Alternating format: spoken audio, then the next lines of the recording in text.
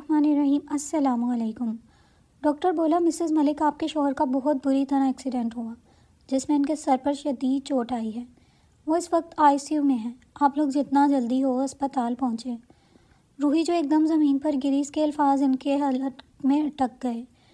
नफीसा बेगम, मलिक हसन जो रूही को बार बार पूछ रहे थे कि रूही कुछ तो बोलो, क्या हुआ असफन को, मेरा बच्चा ठीक तो है। रूही वो अटकते से अल्फाज में बोली, अम्मा जी बाबा असफन को हमारी ज़रूरत है, हमें फ़ौरन अस्पताल पहुंचना है।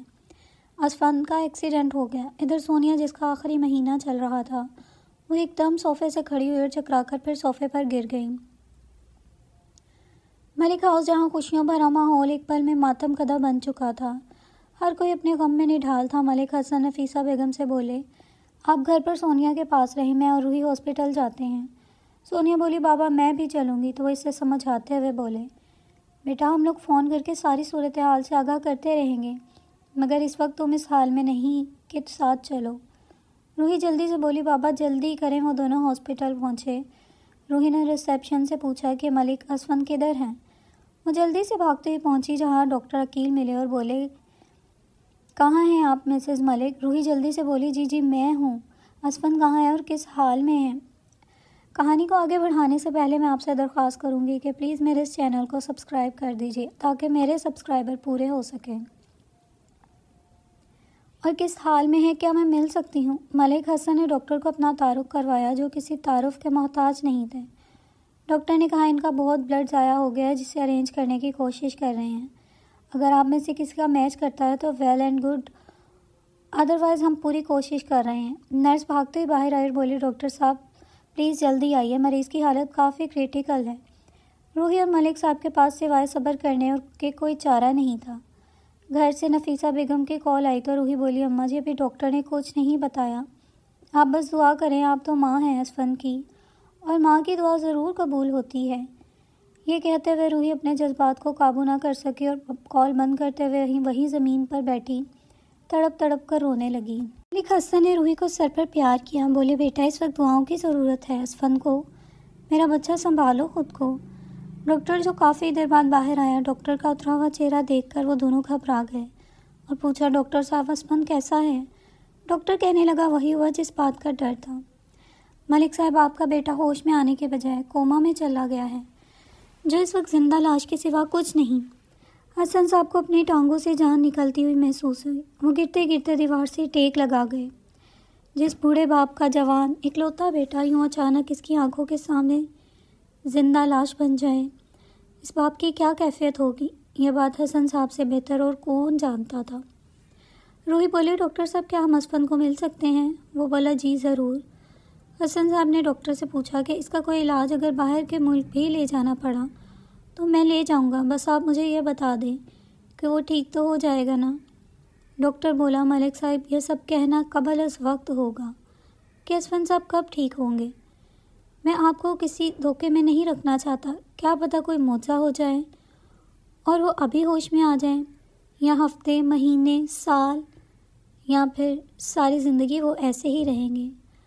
आप चाहें तो इन्हें घर भी ले जा सकते हैं, अगर इन्हें घर में आप इलाज की सहूलत मैसर करवा दें। रूही और मलिक साहब ने फैसला किया कि वो असफन को घर ही रखेंगे ताकि सबके ज़ेरे निगरानी इसका इलाज भी, और क्या पता अपनों का एहसास इसे जल्द होश की दुनिया में वापस ले आए। असफन का जवान वजूद स्ट्रेचर पर लिटा कर वो इसे एम्बुलेंस में मुंतकिल करने लगे कि रूही और मलिक हसन देखकर तड़प से गए। एम्बुलेंस की आवाज़ सुनकर नफीसा बेगम का दिल एकदम धड़कना भूल गया। जब वो बूढ़ी माँ भागती हुई घर के मेन दरवाजे पर गई तो आगे से एम्बुलेंस वाले बोले, प्लीज़ रास्ता दें। सोनिया जिसकी तबीयत ख़राब होने लगी थी, इधर असफन को उठाए वो घर दाखिल हुए और रूही ने आगे बढ़कर सब कुछ एक ही कमरे में सेट करवाया। एक डॉक्टर और नर्स को घर पर रखा जो हर वक्त असफन के पास मौजूद रहेंगे। नफीसा बेगम बोली, कोई मुझे भी बताएगा मेरे जिगर के टुकड़े को क्या हुआ। अब सारी बात वो नफीसा को बता चुकी थी और वह सब इसके गिर्द खड़े थे, मगर असफन बेसुध सा पड़ा हुआ था। अचानक रूही जिसका सर चकराया और ख़ुद को संभालती वहीं बैठ गई। मुसलसल 7 से 8 घंटे वो हॉस्पिटल की भाग करती रही। खैर रात गुजर गई। इसी तरह परेशानी में सारा घर सोगवार सा हो गया था। सोनिया जो अपने कमरे में बैठी अलमारी से अपने बच्चे के कपड़े, इसके खिलौने اور وہ ساری چیزیں دیکھ کر رو رہی تھی جو اسفن نے خود خرید کر پوری الماری بھری ہوئی تھی۔ وہ سوچ رہی تھی کیا جب ہمارا بچہ اس دنیا میں آئے گا تو اسفن سے دیکھ پائیں گے یا نہیں۔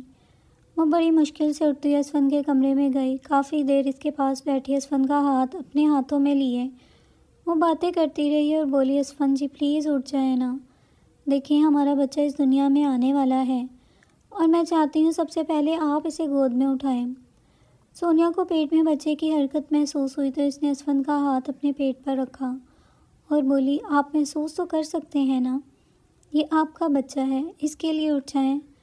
سونیا اسفن کے کندھے پر سر رکھے رونے لگی کہ جب اسے ایسا محسوس ہوا جیسے اس کے ہاتھ میں اسفن کا ہاتھ ہلا ہو۔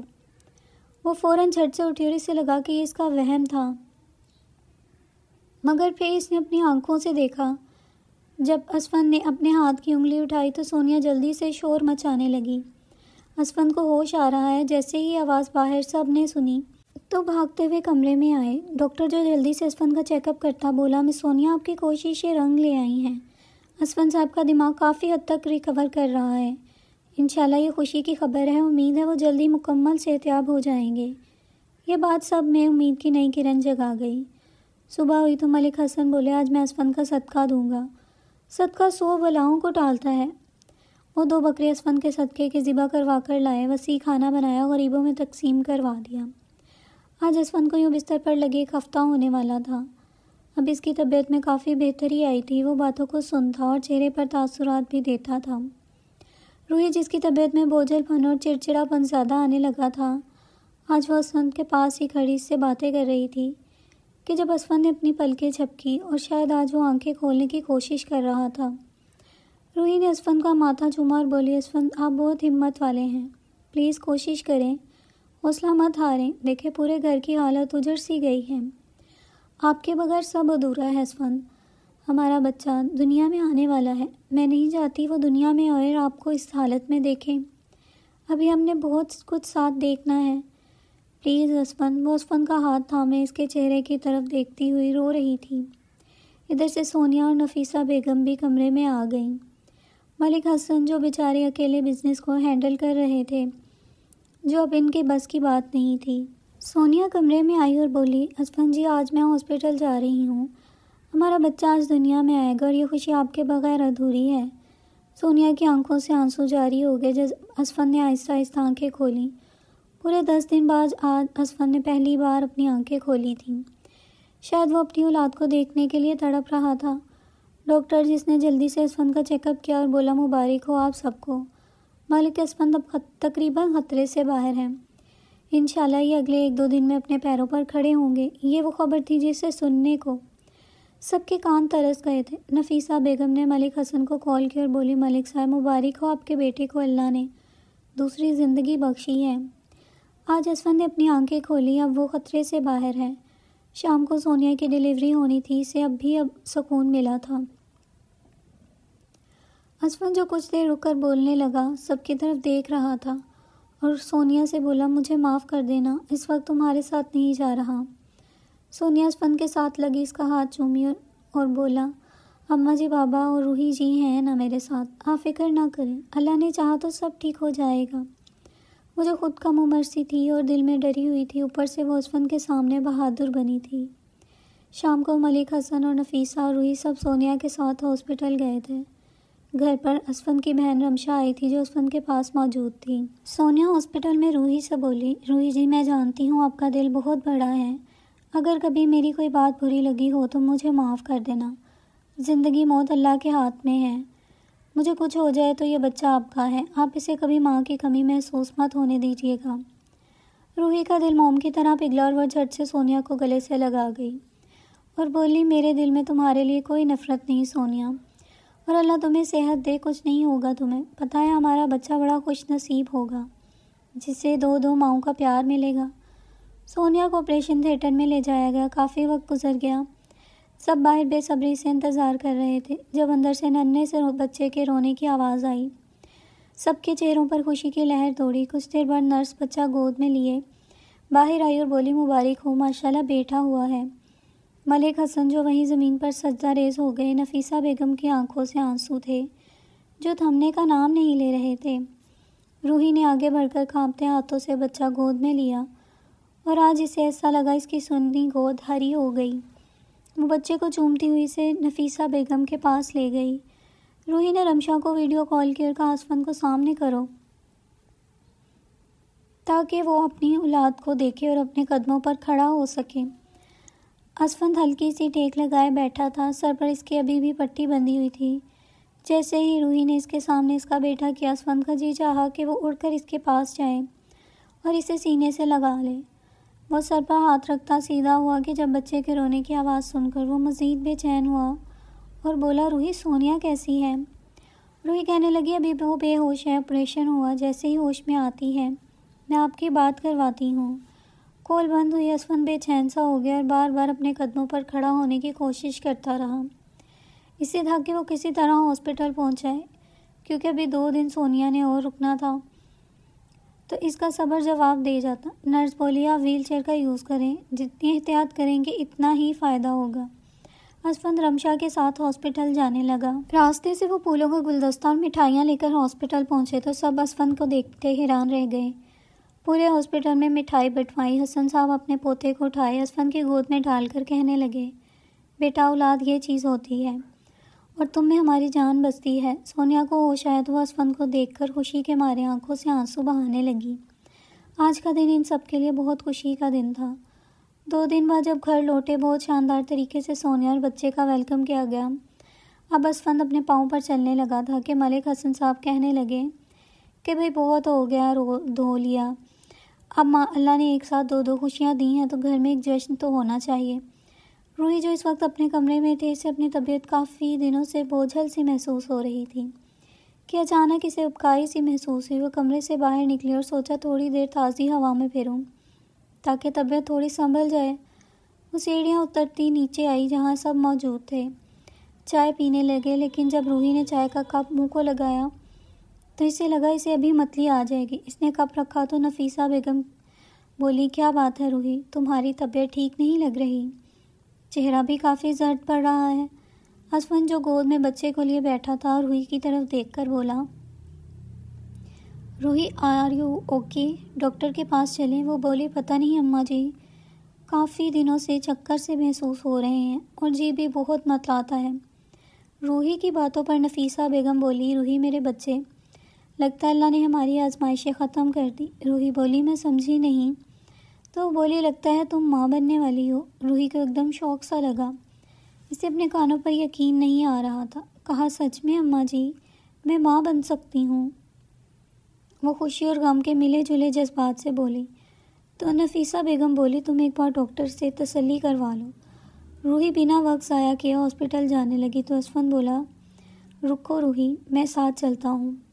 وہ دونوں گاڑی کی پچھلی سیٹ پر بیٹھے اور ڈرائیور گاڑی ڈرائیو کرتا انہیں ہاسپٹل لے گیا جہاں روحی نے اپنا چیک اپ کروایا۔ ڈاکٹر بولی، مسز ملک، ہمارا علاج کامیاب رہا، آپ ماں بننے والی ہیں۔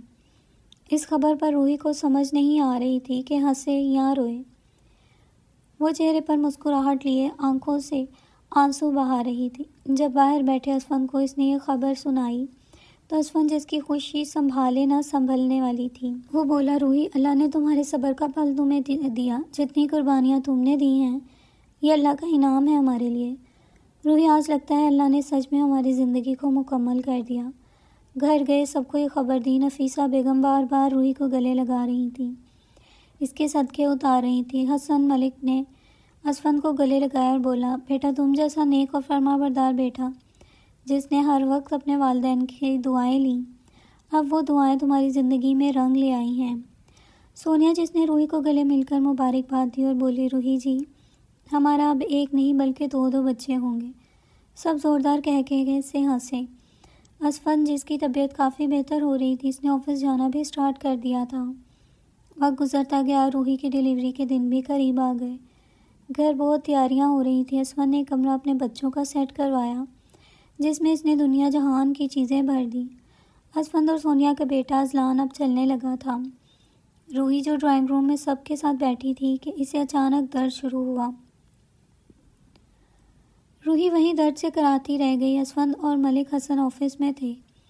گھر میں نفیسہ بیگم، سونیا اور ملازم تھا۔ سونیا نے جلدی سے روحی کو سنبھالا اور ڈرائیور سے کہا گاڑی نکالو۔ نفیسہ بیگم اور سونیا روحی کو ہاسپٹل لے کے پہنچی۔ اسفند کو بھی اطلاع کر دی۔ روحی کے جانے سے پہلے اسفند ہاسپٹل پہنچ چکا تھا۔ روحی جو کسی بھی قسم کا رسک نہیں لینا چاہتی تھی، اس لیے اس نے ڈاکٹر سے کہا آپ میرا آپریشن کر دیں۔ آپریشن کے وقت روحی کو بلڈ کی ضرورت تھی۔ نیگیٹو گروپ تھا جو آسانی سے ملتا نہیں تھا۔ اسفند پریشان ہوا لیکن سیم بلڈ گروپ سونیا کا تھا۔ سونیا نے روحی کو بلڈ دیا۔ آپریشن کامیاب رہا۔ روحی نے ٹوینس بچوں کو جنم دیا، ایک بیٹا اور ایک بیٹی۔ اسفند جو ہاسپٹل کے سٹاف میں پیسے بانٹ رہا تھا، ان سب کی خوشی کا تو جیسے کوئی ٹھکانہ نہ رہا۔ ایک بچہ سونیا کے گود میں تھا، دوسرا اسفند کی۔ اللہ تعالیٰ نے روحی کے صبر کا اور اس کی اچھائی کا بدلہ اسے بہترین عطا کیا۔ آج جب روحی کو ہاسپٹل سے چھٹی ملی تو وہ لوگ گھر آئے۔ ملک ہاؤس میں خوشیوں کے شادیانے گونج اٹھے۔ تو ناظرین، کیسی لگی ہماری سٹوری؟ کمنٹ سیکشن میں اپنی قیمتی رائے کا اظہار ضرور کیجیے گا۔ اللہ حافظ۔